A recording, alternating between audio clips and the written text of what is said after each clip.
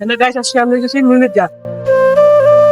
আপনি যদি প্রিয় মানুষদের সাথে নিরিবিলি সময় কাটাতে চান কিংবা সূর্য দেখতে পছন্দ করেন, তবে মইনুদ্গার আপনার পছন্দের তালিকায় থাকা উচিত। যান্ত্রিক জীবনে ব্যস্ততা থেকে খানিকটা বিরতি নিতে চাইলে ঘুরে আসতে পারেন মইনুদ্গার থেকে। প্রকৃতির এমন শো আমাদের মনকে করে তোলে প্রাণবন্ত।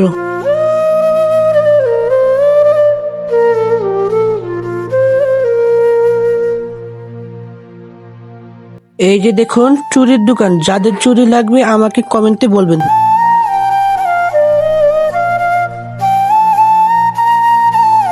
পাশেই আসে বিশাল বড় চায়ের কেটলির দোকান। যারা চা খেতে পছন্দ করেন তাদের জন্য এই দোকানটি তৈরি করেছে। দোকানটি ভালো করে দেখুন আর উপভোগ করুন, এবং যারা আসবেন চা খেয়ে যাবেন।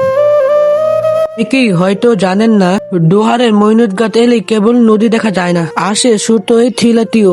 যদিও একে পাহাড় বলা যায় না, তবে এর উপর থেকে নদীর যে ভিউ পাওয়া যায় তা যেন পাহাড়ের চূড়ার ওঠার মতোই তৃপ্তিদায়ক।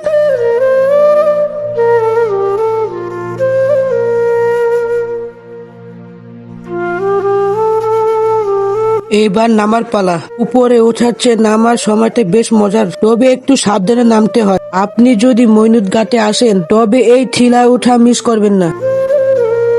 আজকে আসলাম সুন্দর রেস্টুরেন্টে। রেস্টুরেন্টের নাম হলো বাংলো ক্যাফে।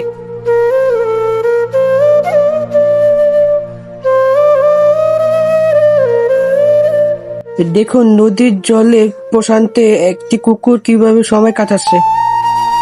মইনুদ্গাতের এই সিদ্ধ বিকেলে ভারী কোনো খাবার খাওয়া প্রয়োজন হয় না। নদীর পাড়ে দাঁড়িয়ে খোলা আকাশের নিচে নিচে সাধারণত মুড়ি খাওয়া আলাদাই মজা।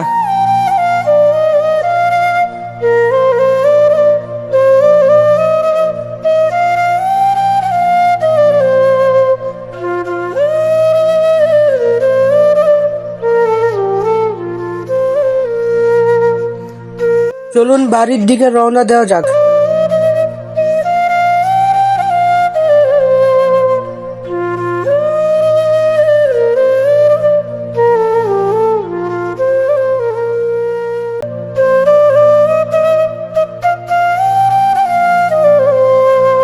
আপনাদের মইনুদ্গাতের অভিজ্ঞতা কেমন?